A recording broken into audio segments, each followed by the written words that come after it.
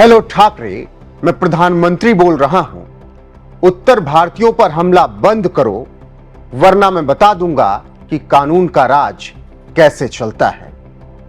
जी हां, एक phone call का इस वक्त जिक्र हो रहा है जो ठाकरे के पास जाता है और प्रधानमंत्री उन्हें यह चेतावनी देते हैं। आज हिंदी भाषी लोगों पर महाराष्ट्र में मारपीट की जा रही है क्योंकि उन्हें मराठी नहीं आती, तो ऐसे में अब इसी फोन कॉल की चर्चा हो रही है। यह उस दौर की बात हो रही है जब प्रधानमंत्री ने ठाकरे को फोन करके कहा था, उत्तर भारतीयों पर हमला बंद करो। सोशल मीडिया पर इन दावों ने एक नई बहस छेड़ दी है कि आखिर प्रधानमंत्री ने फोन क्यों किया होगा और इतने सालों बाद उसका जिक्र क्यों हो रहा है। तो आज आपको विस्तार से बताएंगे कि क्या कुछ चल रहा है सोशल मीडिया पर और उसका सच क्या है। उनको नहीं मारेंगे, वो क्यों नहीं मारेंगे? मराठी बोला तुम्ही, इसके लिए ये लोग कहाँ गए? बाकी कुछ। ये 1991 का दौर था। महाराष्ट्र में उत्तर भारतीयों पर हमले हो रहे थे। ये लड़ाई शिवसेना की क्षेत्रीय राजनीति और उस समय के सामाजिक राजनीतिक माहौल से जुड़ी थी। उस दौर में शिवसेना, जो बाल ठाकरे के नेतृत्व में मराठी अस्मिता और मराठी मानुष के मुद्दे को जोर शोर से उठा रही थी, उस पर यह आरोप लगे थे कि उनके कार्यकर्ताओं ने उत्तर भारतीयों, खासकर उत्तर प्रदेश और बिहार से आए प्रवासियों को निशाना बनाया, उन्हें मारा पीटा और महाराष्ट्र से भगा दिया। ये हमले ज्यादातर मुंबई और आसपास के क्षेत्रों में बताए गए, जहां शिवसेना का प्रभाव बहुत ज्यादा था। ऐसे में कहा जाता है कि उस वक्त के प्रधानमंत्री चंद्रशेखर को जब ये चीजें सब पता चली तो उन्होंने बाल ठाकरे को फोन करके ये सब बंद करने की चेतावनी दे दी थी।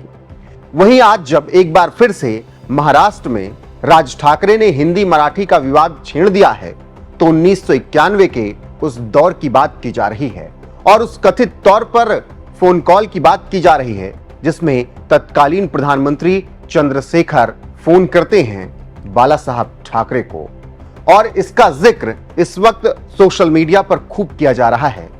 जैसे एक यूजर ने लिखा, हेलो, मैं चंद्रशेखर सिंह बोल रहा हूं। जब महाराष्ट्र में उत्तर भारतीयों पर शिवसैनिकों के अत्याचार के बाद देश के प्रधानमंत्री चंद्रशेखर सिंह जी की शिवसेना प्रमुख बाल ठाकरे को दी गई थी चेतावनी। ये बात उस दौर की है जब देश के प्रधानमंत्री चंद्रशेखर थे। प्रधानमंत्री चंद्रशेखर ने शिवसेना प्रमुख से कहा था, बेकाबू शिवसैनिकों को काबू में करो ठाकरे, यह मत भूलो मुंबई और महाराष्ट्र हिंदुस्तान का ही हिस्सा है, वरना मैं बता दूंगा कि कानून का राज कैसे चलता है। एक और यूजर ने यही बात लिखी। ऐसे ही सोशल मीडिया पर तमाम लोगों ने इस फोन कॉल का जिक्र करते हुए यह दावा किया कि तत्कालीन प्रधानमंत्री चंद्रशेखर ने बाल ठाकरे को फोन करके उन्हें चेतावनी दी थी और कहा था कि उत्तर भारतीयों पर हमला बंद करो। ऐसे में हमने भी इस मामले को तलाशना शुरू किया क्योंकि इसमें दावा किया गया कि जब प्रधानमंत्री चंद्रशेखर ने फोन किया था तो उसके कुछ ही घंटों बाद पूरी हिंसा रुक गई थी, उत्तर भारतीयों पर फिर जुल्म नहीं हुआ था। तो जब हमने इसकी पड़ताल की और यह जानना चाहा कि क्या वाकई तत्कालीन प्रधानमंत्री चंद्रशेखर ने बाला साहब ठाकरे को फोन करके ये चेतावनी दी थी, जब हमने इन बातों को सर्च किया तो कुछ बहुत ज्यादा तथ्य तो नहीं मिले। हां, सोशल मीडिया पर जरूर ये दावे किए गए जो हमने आपको अभी ऊपर बताए। कहीं कोई पुख्ता आर्टिकल या पुख्ता बयान नहीं मिला, ना सरकार की तरफ से, ना किसी लेखक की तरफ से, ना किसी पत्रकार की तरफ से। ऐसे में हमने अपने रिसर्च को और आगे बढ़ाया तो हमने पाया, हां, ऐसी कहानियां और दावे हैं कि 1991 में जब चंद्रशेखर भारत के प्रधानमंत्री थे तब उन्होंने शिवसेना प्रमुख बाल ठाकरे को फोन करके महाराष्ट्र में उत्तर भारतीयों पर हो रहे हमलों को लेकर चेतावनी दी थी। बस सोशल मीडिया पर ही दावा किया गया है कि चंद्रशेखर ने ठाकरे से कहा, बेकाबू शिवसैनिकों को काबू में करो, वरना मैं बता दूंगा कि कानून का राज कैसे चलता है। हालांकि इस फोन कॉल की कोई आधिकारिक पुष्टि या दस्तावेज साक्ष्य उपलब्ध नहीं है। बिना ठोस सबूत के इसे एक लोकप्रिय किस्सा या अनौपचारिक कहानी के रूप में देखा जा सकता है और सोशल मीडिया के गॉसिप्स के तौर पर देखा जा सकता है, क्योंकि इसका कोई बहुत ज्यादा साक्ष्य है नहीं, केवल सोशल मीडिया पर दावे के अलावा। तो सोशल मीडिया पर जो चल रहा है वो दावों के आधार पर, कोई बहुत पुख्ता साक्ष्य नहीं, हमने आपको ये बता दिया। वहीं मौजूदा दौर की बात करें तो अभी महाराष्ट्र में हिंदी और मराठी भाषा को लेकर तनाव चरम पर है। दरअसल सरकार ने कक्षा 1 से 5 तक हिंदी को तीसरी अनिवार्य भाषा बनाने का प्रस्ताव रखा, जिसे मराठी अस्मिता पर हमला मान लिया गया। भारी विरोध के बाद सरकार ने फैसला वापस भी ले लिया। हिंदी को वैकल्पिक भाषा में रख दिया गया, मगर विवाद थमा ही नहीं। ठाकरे ब्रदर्स इस विवाद को हवा देकर महाराष्ट्र में अपनी राजनीति चमका रहे हैं। मीरा रोड और ठाणे में मराठी न बोलने वाले हिंदी भाषी दुकानदारों पर हमले हुए। मनसे कार्यकर्ताओं पर आरोप लगा कि हिंदी भाषी को वो मार रहे हैं, जिससे सामाजिक तनाव बढ़ा। ऐसे में उद्धव ठाकरे और राज ठाकरे ने मराठी के समर्थन में रैलियां बुलाई और कह दिया कि अगर मराठी की बात करना गुंडई है तो हम गुंडे हैं।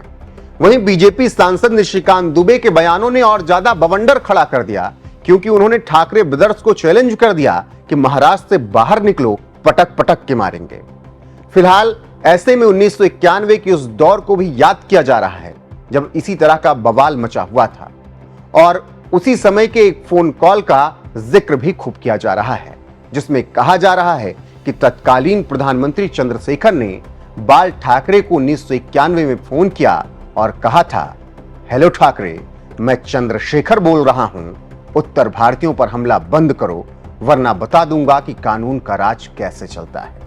हालांकि इसके तथ्य नहीं हैं जो हमने आपको बताए, तो हमारे फैक्ट चेक में इस फोन कॉल की पुष्टि नहीं हुई, केवल सोशल मीडिया पर दावे हैं और उसी आधार पर हमने आपको यह बताया और उसकी पूरी पड़ताल भी की है। बहरहाल अभी जिस तरीके से हिंदी मराठी को लेकर विवाद चल रहा है, मराठी की बात करने वाले लोग सड़कों पर हैं, वो लगातार प्रदर्शन कर रहे हैं और कह रहे हैं कि महाराष्ट्र में रहना है तो मराठी बोलना ही होगा। वहीं राज ठाकरे और उद्धव ठाकरे लगातार इससे अपनी राजनीति चमका रहे हैं और जो बीएमसी के चुनाव आ रहे हैं उसमें वो इसका फायदा लेना चाहते हैं। हालांकि अगर लोगों की बात करें तो लोगों का कहना है कि महाराष्ट्र में बहुत ज्यादा ऐसा विवाद कुछ नहीं है, केवल राजनीतिक रूप से इसे हवा दिया गया है। फिलहाल हमने आपको उस पूरी कहानी के बारे में बताया जो इस वक्त सोशल मीडिया पर चल रही है। हालांकि उन कहानियों में कोई दम दिखता नहीं है, केवल दावे हैं। वहीं आपका इस पूरे मराठी और हिंदी विवाद पर क्या कुछ कहना है, अपनी राय कमेंट करके हमें जरूर बताएं। बाकी बने रहें हमारे साथ, क्योंकि तमाम किस्से और कहानियां आपको यहां पर मिलती रहेंगी लगातार। नमस्कार।